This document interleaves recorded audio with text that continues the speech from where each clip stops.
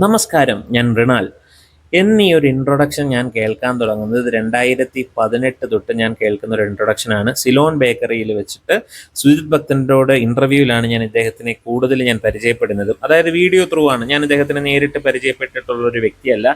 പക്ഷേ 2018 തൊട്ട് ഫോളോ ചെയ്യുന്ന ഒരു വ്യക്തിത്വം എന്നുള്ള നിലയ്ക്ക് ഞാൻ ഇദ്ദേഹത്തിൻ്റെ പല ഫുഡ് റിവ്യൂസും കണ്ടിട്ടുള്ള ഒരാളെന്നുള്ള നിലയ്ക്കും എനിക്ക് ഇദ്ദേഹത്തിനെ ഭയങ്കര ഇഷ്ടമാണ്. കാരണം എന്നെപ്പോലെ തന്നെ ആൾക്കാരെ വെറുപ്പിക്കാനുള്ള കഴിവ് ഇദ്ദേഹത്തിന് വളരെ അധികമുള്ളത് കൊണ്ട് തന്നെ എനിക്ക് ഇദ്ദേഹത്തിനോടൊരു ഒരു ഫാൻറ്റസി എനിക്കുണ്ട്. കാരണം എന്ന് പറഞ്ഞു കഴിഞ്ഞാൽ ഏതൊരു കാര്യത്തിനും ഉടനടി മറുപടി കൊടുക്കുക, അല്ലെങ്കിൽ ചുട്ട മറുപടി കൊടുക്കുക എന്നുള്ളൊരു ആള് തന്നെയാണ് മൃണാൾ. അതുകൊണ്ട് തന്നെയാണ് എനിക്ക് മൃണാളിനെ ഏറ്റവും കൂടുതൽ ഇഷ്ടം.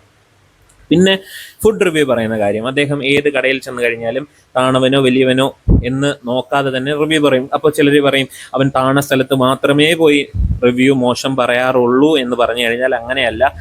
ഈ മൃണാളിൻ്റെ തന്നെ വീഡിയോ ഒരു ഗ്രാൻഡ് ഹയാത്ത് ആണെന്ന് തോന്നുന്നു. ഒരു 5 സ്റ്റാർ ഹോട്ടലിൽ അവിടുത്തെ സർവീസ് വളരെ മോശമായിട്ട് ഒരു ഓട്ടോക്കാരനെ അവിടെ കയറ്റാത്തൊരു എൻട്രി വന്ന സമയത്ത് അതിനെതിരെ പ്രതികരിച്ചിട്ടുണ്ട്. അതിനകത്തെ ഫുഡിനെ പറ്റി അദ്ദേഹം പ്രതികരിച്ചിട്ടുണ്ട്. മോശമാണെങ്കിൽ മോശമാണെന്നും നല്ലതാണെങ്കിൽ നല്ലതാണ് എന്നും താൻ പറയാറുണ്ട്. പക്ഷേ താൻ നല്ലതാണ് എന്ന് പറയുന്നത് ചില സാഹചര്യങ്ങളിൽ അദ്ദേഹം പറയുന്നത് പലർക്കും നെഗറ്റീവായിട്ട് തോന്നിപ്പോകാറുണ്ട്. പിന്നെ സാനിറ്റൈസേഷനെ കുറിച്ചും അതേപോലെ അത് അകത്ത് ഒരുപാട് വൃത്തിയില്ലായ്മയെക്കുറിച്ചുമൊക്കെ പറയുന്ന വീഡിയോകളിൽ ഇദ്ദേഹം വളരെ കോൺട്രവേഴ്സിയിൽ പുള്ളിക്കാരൻ എത്തിയിട്ടുണ്ട്. അതേപോലെ ഷവർമ്മയുടെ കാര്യങ്ങളൊക്കെ നമ്മൾ എടുത്തു നോക്കാമെങ്കിൽ ചില കടകളിൽ ചെന്നിട്ട് 120 രൂപയുടെ ഷവർമ്മ കഴിച്ചിട്ട് അദ്ദേഹം 50 രൂപയ്ക്ക് കിട്ടുന്ന പന്ന കടകളെ വിമർശിച്ചിട്ടുണ്ട്. എന്നാൽ 50 രൂപയ്ക്ക് നല്ല ഷവർമ്മ കിട്ടുന്ന കടയെ സപ്പോർട്ട് ചെയ്ത സമയത്ത് ആ 120ഉം 50ൻ്റെയും കൂടെ കമ്പാരിസൺ എടുത്ത് വെച്ചിട്ട് നല്ല ഓണം ട്രോള് കിട്ടിയിട്ടുള്ളൊരു വ്യക്തിയാണ്. പക്ഷെ ആ ട്രോളുകളൊക്കെയും കൊണ്ട് ഗുണകരമായത് മൃണാളിന് മാത്രമേ ഉള്ളൂ. പക്ഷേ ട്രോള് ചെയ്തവരൊക്കെ ഇന്നും ട്രോള് ചെയ്തുകൊണ്ടിരിക്കുന്നു എന്നുള്ളൊരു വ്യത്യാസം മാത്രമേ ഉള്ളൂ. അപ്പോൾ ആദ്യമായിട്ട് നമ്മൾ ഈ ഒരു കോൺട്രവേഴ്സി, ഹംഗ്രി മൃണാളിൻ്റെ കോൺട്രവേഴ്സി തുടങ്ങുന്നതായ സമയത്ത് തന്നെ ആദ്യം വന്ന ഒരു പോയിന്റ് ഈച്ചയാണ്. അപ്പം ഈച്ച എന്ന് പറയുന്നത് പുലിവാൽ കല്യാണത്തിന് ഈ മണവാളനും അതേപോലെ ആ ഒരു സിനിമയ്ക്കകത്ത് മണവാളനും ധർമ്മേന്ദ്രനും അങ്ങ് ബോംബെന്ന് ആ ഒരു കാറുണ്ടല്ലോ, അതിൻ്റെ പേര് ഞാൻ മറന്നുപോയി. ആ കാറിൽ അവർ വരുന്നു. ആ കാറിൽ ഇവിടെ എത്തിയതിന് ശേഷം കൊച്ചിയിലെത്തുന്ന സമയത്ത് അപ്പം ധർമ്മേന്ദ്രനും മണവാളനും വരുന്നു. മണവാളൻ വന്ന് നാറ്റം അടിച്ചിട്ട് പറയുന്നു, കൊച്ചി എത്തിയല്ലേ. അപ്പം കൊച്ചി എത്തി എന്ന് പറയുമ്പോൾ തന്നെ നമുക്ക് മനസ്സിലാക്കണം 2004 ഇറങ്ങിയ സിനിമയാണ്, അല്ലെങ്കിൽ 2004 കാലഘട്ടത്തിൽ ഇറങ്ങിയ സിനിമയാണ് പുലിവാൽ കല്യാണം. അന്ന് തൊട്ടേ കൊച്ചിയുടെ നിലവാരം ഏകദേശം ഈ ഈച്ചയും അതേപോലെ ഇങ്ങനത്തെ നാറ്റ സ്ഥലമാണ് എന്നുള്ളത് അന്ന് തൊട്ടേ നമ്മൾക്ക് മലയാളികൾക്ക് അറിയാവുന്ന ഒരു കാര്യമാണ്. ഇന്നും നിങ്ങൾക്ക് അതിന് മനസ്സിലാവണമെന്നുണ്ടെങ്കിൽ നിങ്ങൾ സാധാരണക്കാരനാണെങ്കിൽ നിങ്ങൾ ഒരു KSRTC ബസ് സ്റ്റാൻഡിൻ്റെ ബാക്കിലോട്ട് പോയി നോക്കിയാൽ മതി. ഞാൻ കഴിഞ്ഞ ദിവസം ഞാൻ പോയ സമയത്ത് എനിക്ക് വളരെ വൃത്തിഹീനമായിട്ട് രാത്രിയിൽ അവിടെ പോയ സമയത്ത് വാഷ്റൂം ഉപയോഗിക്കാതെ ആൾക്കാരെല്ലാം നേരെ അങ്ങോട്ട് കമ്പി തുറന്ന് ഒഴിക്കുന്നത് ഈ പറയുന്ന സ്ഥലത്തേക്കാണ്, അതായത് ഈ ഓടയിലേക്കാണ്. അവിടെ മൊത്തവും മാലിന്യങ്ങളും അതേപോലെ നിറഞ്ഞ കൊതുകുകളും ഈ കൂത്താടികളും ഒക്കെ മുട്ടയിട്ട് അവിടെ ഈച്ചകളും കൊതുകുകളും ഒക്കെ വളർന്നുകൊണ്ടിരിക്കുകയാണ്.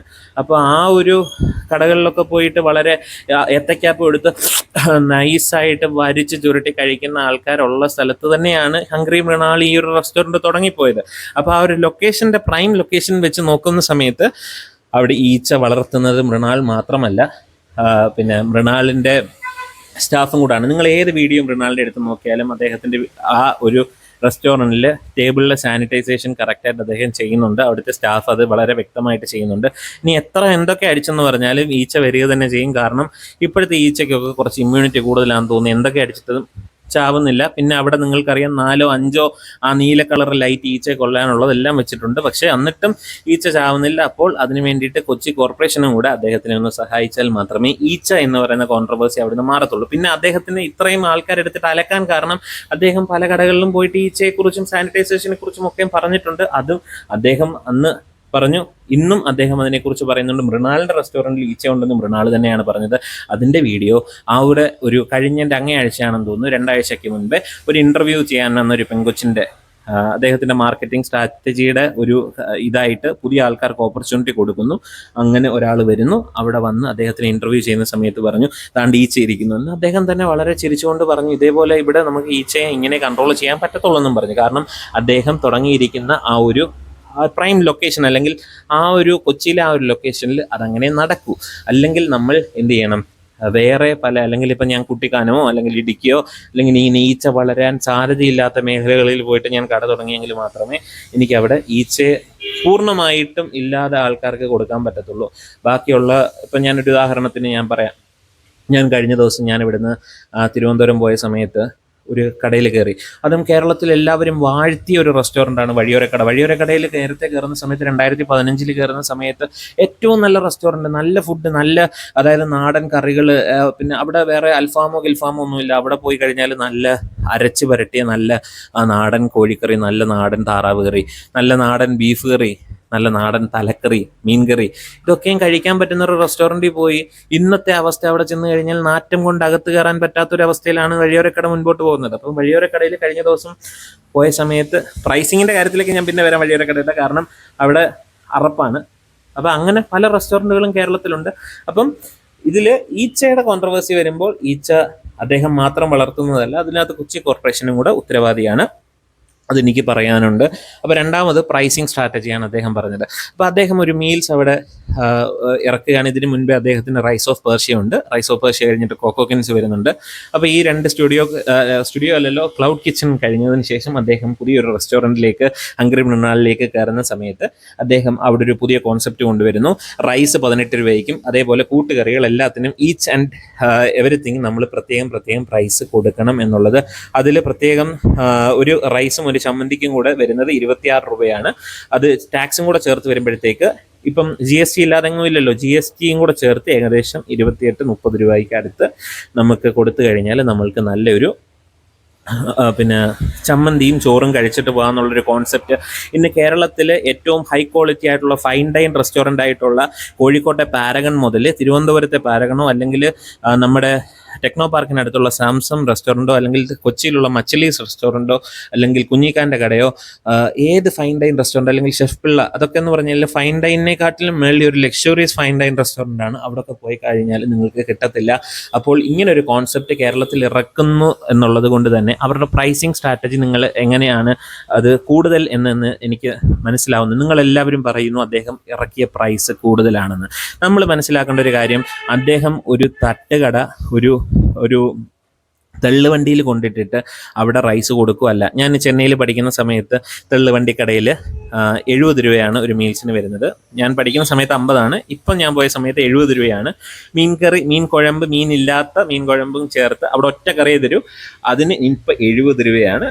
അപ്പോൾ ഇപ്പം കേരളത്തിൽ അങ്ങനെ ഞാൻ എങ്ങും കണ്ടിട്ടില്ല.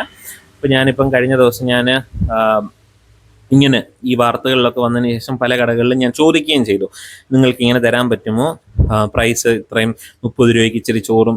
ആരും തരത്തില്ലെന്നാണ് പറഞ്ഞത്. കാരണം ഒരു റെസ്റ്റോറൻറ്റ് നിങ്ങൾ മനസ്സിലാക്കേണ്ടത്, മൃണാൾ തുടങ്ങിയിരിക്കുന്ന ഒരു റെസ്റ്റോറൻറ്റ്, ആ ഒരു കട ഇട്ടിരിക്കുന്ന പ്രൈം ലൊക്കേഷനിലെ റെൻറ്റ്, രണ്ടാമത്തത് ഇലക്ട്രിസിറ്റി, പിന്നെ മൂന്നാമത് വരുന്നത് അവിടുത്തെ ലേബറിന് കൊടുക്കുന്ന അല്ലെങ്കിൽ അവിടെ വർക്ക് ചെയ്യുന്ന എംപ്ലോയീസിനുള്ള റെമ്യൂണറേഷൻ. അത് കഴിഞ്ഞ് പിന്നെ പല ഫാക്ടേഴ്സ് ഉണ്ട്. മാർക്കറ്റിങ്ങിന് നമ്മൾ മുറക്കിയ പൈസ, പിന്നെ റോ മെറ്റീരിയൽസിൻ്റെ പൈസ, പിന്നെ അത് കഴിഞ്ഞിട്ട് നമ്മൾ അവിടെ വരുന്ന കസ്റ്റമേഴ്സിൻ്റെ ഫീഡ്ബാക്ക് എടുത്തതിന് ശേഷമാണല്ലോ അദ്ദേഹം പ്രൈസിങ്ങിലേക്കും വരുന്നത്.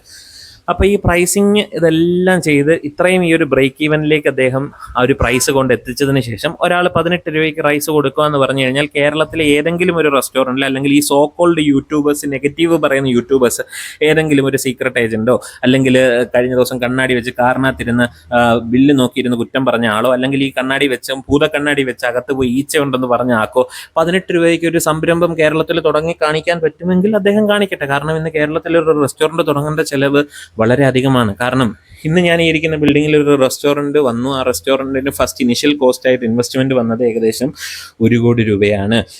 അപ്പോൾ ആ 1 കോടി രൂപ ഇൻവെസ്റ്റ്മെൻറ്റ് ചെയ്ത് അല്ലെങ്കിൽ ഒരു മനുഷ്യൻ ഒരു റെസ്റ്റോറൻറ്റ് ഫീൽഡിലേക്ക് കടന്നു വരുന്നതായ സമയത്ത് അവിടെ ആ ഒരു റെസ്റ്റോറൻറ്റിൽ 18 രൂപയ്ക്ക് ആൾക്കാരുടെ ശ്രദ്ധ ആകർഷിക്കാൻ വേണ്ടിയിട്ട് അദ്ദേഹം ഒരു ഡിഫറെൻറ്റ് കോൺസെപ്റ്റ് ഇറക്കുന്നു.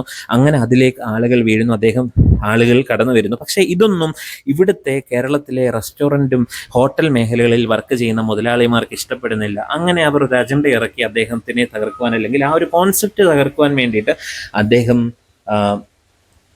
അദ്ദേഹത്തിനെ തകർക്കുവാൻ വേണ്ടിയിട്ട് ഇവരെല്ലാവരും പരിശ്രമിക്കുകയാണ്. അതിൻ്റെ ഫലമായിട്ട് അനേകം യൂട്യൂബേഴ്സിന് പെയ്ഡ് പ്രൊമോഷൻസ് കൊടുത്തിട്ടുണ്ടായിരിക്കും. പക്ഷേ ഒരു റെസ്റ്റോറൻറ്റ് ഫീൽഡിനോട് അതിനോട് ഒരു വളരെ താല്പര്യമുള്ള ഒരാളിനെ സംബന്ധിച്ച്, അല്ലെങ്കിൽ ഒരു കുക്കിംഗ് മേഖലയോട് വളരെ താല്പര്യമുള്ള ആളെ സംബന്ധിച്ചിട്ട് ഇത് കേൾക്കുമ്പോൾ എനിക്ക് വളരെ അധികം സന്തോഷം തോന്നിയൊരു കാര്യമാണ്. കാരണം നമ്മളൊരു KFCയിലോ അല്ലെങ്കിൽ ഒരു പിസ്സ ഹട്ടിലോ അല്ലെങ്കിൽ മറ്റൊരു വെസ്റ്റേൺ ഫാസ്റ്റ് ഫുഡ് സെൻറ്ററിൽ ചെല്ലുമ്പോഴോ, അല്ലെങ്കിൽ അങ്ങനെ ഒരു ഇപ്പം സപ്പോസ് നിങ്ങൾ പിന്നെ ദുബായിലുള്ള അറ്റ്ലാന്റിസിലുള്ള ഗോർഡൻ റാംസയുടെ കടയിൽ പോയിട്ട് എനിക്കൊരു സ്റ്റേക്കും ഒരു മാഷ് പൊട്ടറ്റോയും കൊണ്ടുവരണം എന്ന് പറഞ്ഞാൽ അവർ അതിനുള്ള പ്രൈസ് മാത്രം എടുത്തിട്ട് കൊണ്ടുവരും. പക്ഷേ എങ്കിൽ അവിടുത്തെ പ്രൈസ് നിങ്ങൾക്ക് അഫോർഡ് ചെയ്യാൻ പറ്റുന്നതിനെക്കാട്ടിൽ ഇരട്ടിയാണ്. കാരണം ഒരു 500 ദിർഹംസ് ഉണ്ടെങ്കിൽ പോലും നിങ്ങൾക്ക് അവിടുന്ന് കഴിച്ചിട്ട് ഇറങ്ങിയിട്ട് വരാൻ പറ്റാത്തൊരവസ്ഥയാണ്.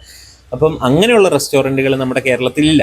അപ്പോൾ അങ്ങനെയുള്ളൊരു റെസ്റ്റോറൻറ്റ് കൊണ്ടുവന്ന് അപ്പം നമ്മുടെ കേരളത്തിൽ അപ്പോൾ അവർ പിസയോ അല്ലെങ്കിൽ ചിക്കനോ ആ ഒരു രീതിയിൽ പോർഷൻ സൈസ് കൊടുക്കുന്നിടത്ത് ഇവിടെ ഒരു മനുഷ്യൻ കേരളത്തിലെ തനതായ ശൈലിയിലുള്ള ഫുഡ് ഔൺസ്, അല്ലെങ്കിൽ ഒരു മനുഷ്യന് സാധാരണ ഞങ്ങൾ പാസ്റ്റയൊക്കെ വെയിറ്റ് ചെയ്യുന്ന സമയത്ത് 8 ounce ആണ് ഒരു മനുഷ്യന് കഴിക്കാൻ പറ്റുന്ന യഥാർത്ഥ ക്വാണ്ടിറ്റി എന്ന് പറയുന്നത്. പക്ഷേ ഇത് ഏകദേശം 16 ounce, ഒരു 50 to 100 grams ചോറ് നിങ്ങൾക്ക് അദ്ദേഹം 18 രൂപയ്ക്ക് തരുന്നുണ്ടെങ്കിൽ ഇന്നത്തെ കേരളത്തിലെ വിലയും മറ്റ് കാര്യങ്ങളും എല്ലാം നോക്കി നിങ്ങളൊരു കണക്ക് കൂട്ടിലേക്ക് എത്തണം.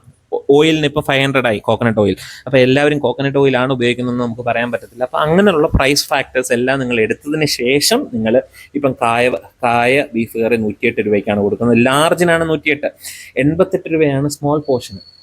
അപ്പോൾ ഇങ്ങനത്തെ പ്രൈസ് ഡിഫറൻസ് ആര് കൊടുക്കും?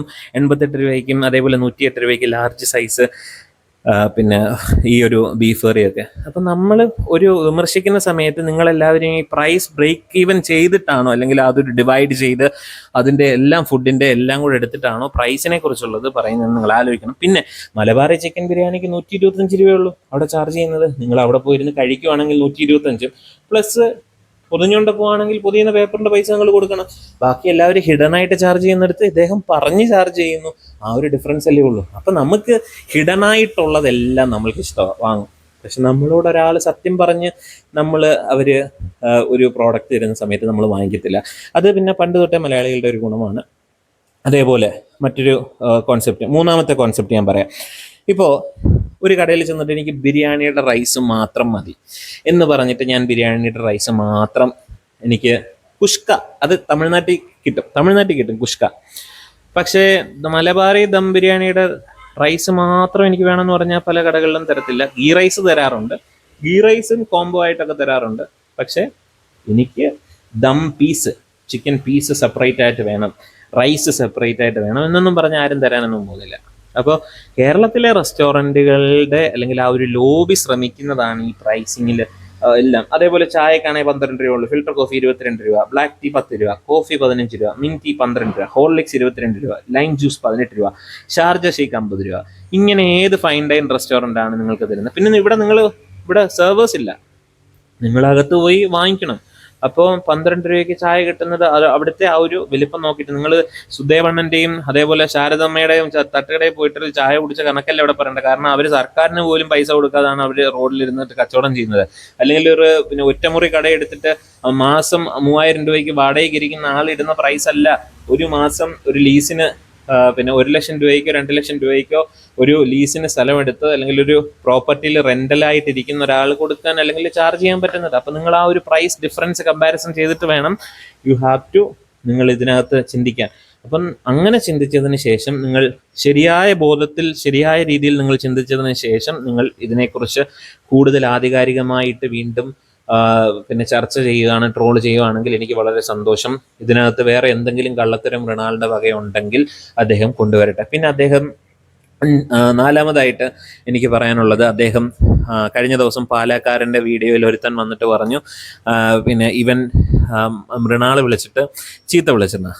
സോ ഞാനൊരു ഒറ്റൊരു കാര്യം പറയാം. ഞാനിപ്പോൾ വളരെ എന്നെ ഒരാൾ വിളിച്ചു പറഞ്ഞു, മോനെ ഫുഡ് എല്ലാം കൊള്ളാം, പക്ഷെ നിങ്ങളിങ്ങനെ നിങ്ങളുടെ റിവ്യൂ ഇങ്ങനെ നിങ്ങൾ മാന്യമായിട്ട് സംസാരിക്കണമെന്നൊക്കെ പറയുന്ന സമയത്ത് ആ ഓപ്പോസിറ്റ് ഇരിക്കുന്ന ആളുടെ മാനസികമായിട്ടുള്ള ആ സാഹചര്യം എന്താണ് എന്നുള്ളത് മനസ്സിലാക്കാതെ അവർ പിന്നെ അദ്ദേഹത്തിനെ തന്തയ്ക്ക് വിളിച്ചു എന്ന് മൃണാൾ തന്തയ്ക്ക് വിളിച്ചത് കേട്ടോ സഹിച്ചോ പൊക്കോ. പക്ഷേ അദ്ദേഹത്തിൻ്റെ മാനസികാവസ്ഥ എന്താണെന്നോ അല്ലെങ്കിൽ ഇത്രയും കച്ചവടം ചെയ്യുന്ന ഒരു മനുഷ്യൻ്റെ മാനസികാവസ്ഥ എന്താണെന്നോ നിങ്ങൾ ആലോചിക്കണം. അദ്ദേഹം ഹംഗ്രി മൃണാൾ മാത്രം നടത്തുന്ന ഒരാളല്ല. കോക്കോ കിൻസ് നടത്തുന്നുണ്ട്, റൈസ് ഓഫ് പേർഷ്യ നടത്തുന്നുണ്ട്, അതേപോലെ പിന്നെ ബ്ലോഗ് ചെയ്യുന്നുണ്ട്. അതിൻ്റെ കൂട്ടത്തിൽ തന്നെ അദ്ദേഹത്തിന് ഹോ കൺസൾട്ടൻസി എന്ന് പറയുന്നൊരു സംവിധാനമുണ്ട്, റെസ്റ്റോറൻറ്റ് കൺസൾട്ടൻസ്.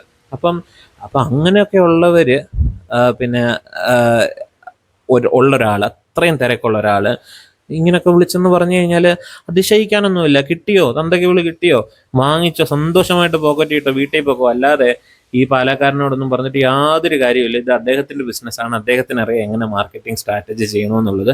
നമ്മൾ ഈ ട്രോള് ഇടുന്നവരും പിന്നെ ഇതിനെ വിമർശിക്കുന്നവർക്കൊക്കെ ഞാൻ ഒറ്റൊരു ചോദ്യമേ ഉള്ളൂ.